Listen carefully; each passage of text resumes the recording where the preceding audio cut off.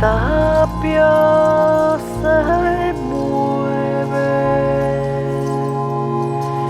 la carne del muro, frontera de muerte, separa dos mundos.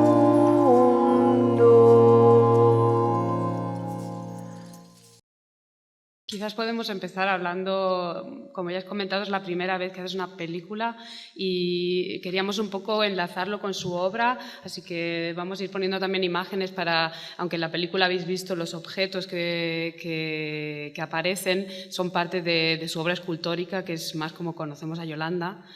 Y es la primera vez que has combinado un poco todos estos objetos en un espacio, un tiempo, también con la parte auditiva, ¿no? Con una banda sonora. Rodamos durante una semana, fue un proyecto con poco presupuesto y entonces hicimos un rodaje con pequeño equipo.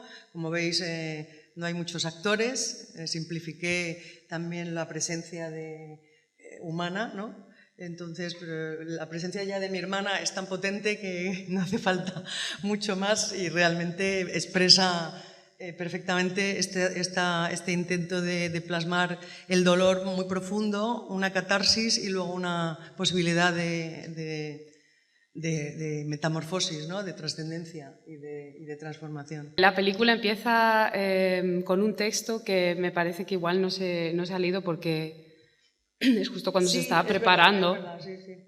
Pero bueno, desde el principio habéis visto que se centra mucho en la imagen del muro, ¿no? Sí. De la pared. ¿Podrías hablarnos un poco qué parece exactamente? ¿Qué tapias? Sí. ¿De qué cementerio? Mi madre creció con su abuela en una casa que estaba en el camino al cementerio de la Almudena, que es un cementerio que ahora está dentro de la ciudad. Es una enorme ciudad de los muertos que tiene casi 6 millones de personas enterradas ahí. Son más personas los muertos de la ciudad que los vivos de la ciudad. Entonces es impresionante, es un lugar que no es como los cementerios de Múnich, que son jardines donde puedes pasear y hacer un picnic entre los muertos, sino que son lugares, ciudades auténticas de muertos, donde pasan autobuses y pasan por el cementerio, cruzan, y realmente es un lugar muy duro. Tiene sus rincones, por supuesto, bellísimos, pero es duro. Bueno, mi familia mi madre creció con su abuela en una casa que estaba muy cerca de este cementerio y fueron testigos, de alguna manera, de los transportes de presos después de la Guerra Civil. Entre el año 39 y 45, cuando terminada ya la guerra, se continuaron haciendo fusilamientos en las tapias, no diariamente, pero con una regularidad entre el 39 y el 45, y yo de pequeña siempre escuché esta historia. La zona donde está rodado, está rodado en una parte en la que veis coches también, que es la tapia que suelo andar yo, y luego las escenas que ocurren en las que mi hermana encuentra a los hombres y luego también encuentra a los zancos, es una zona que es un camino de tierra, lo que tienes, que parece que es un poco salvaje, antes era más. Y es un lugar, también es un lugar donde la realidad es otra. Ahí coincide totalmente mi idea de lo que es el arte, que es una especie de desplazamiento de la realidad hacia un lugar desconocido, es lo que abre algo en una realidad, fisuras donde entran otras posibilidades, ¿no? Y este lugar es un lugar que no entiendes dónde está.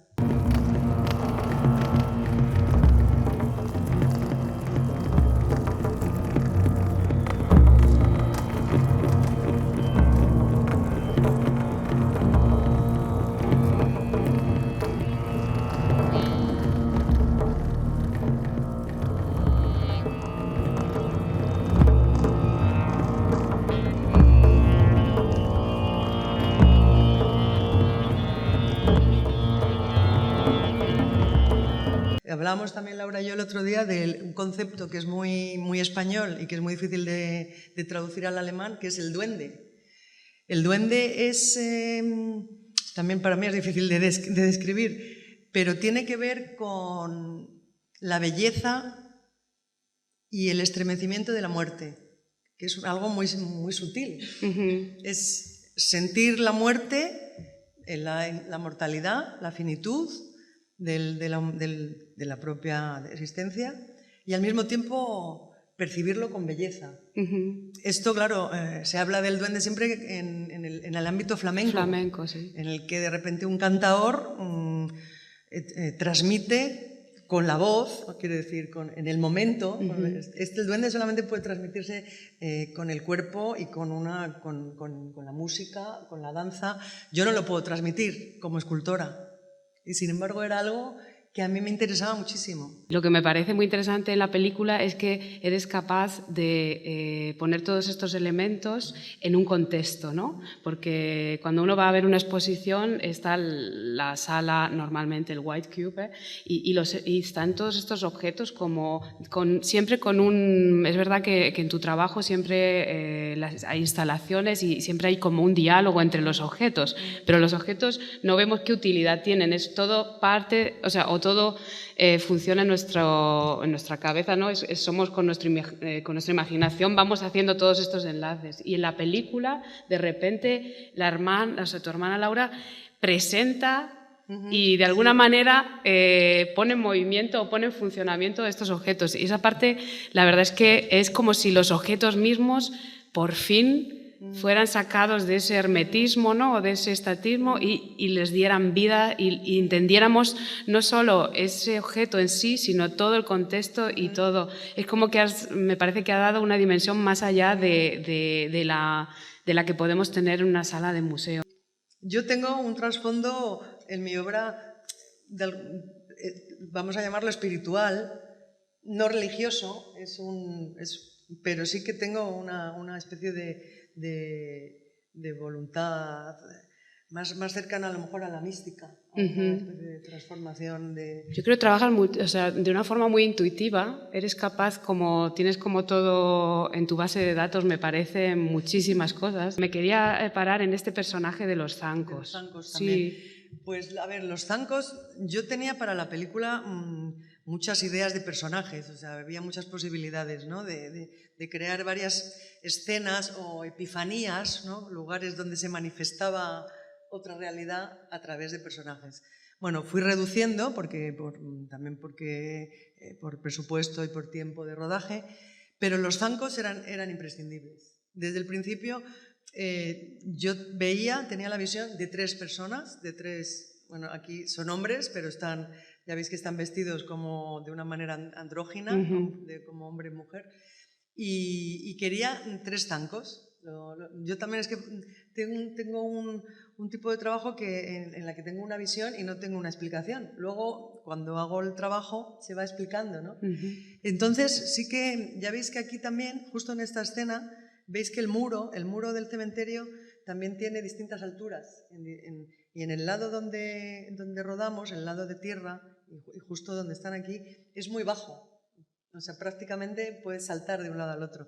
Entonces yo quería que estos zancos que tienen una aura como de sacerdotes, de personajes de otro mundo, ¿no? Que vienen además como a traer la máscara de la transformación, que estuvieran por encima del muro. Estos personajes podían comunicar, ¿no? Podían comunicar los dos mundos. Así que vamos a intentar que no nos vuelvan a quitar la cultura, ni los museos, ni el arte, porque es muy importante como reflejo de uno mismo y de una sociedad.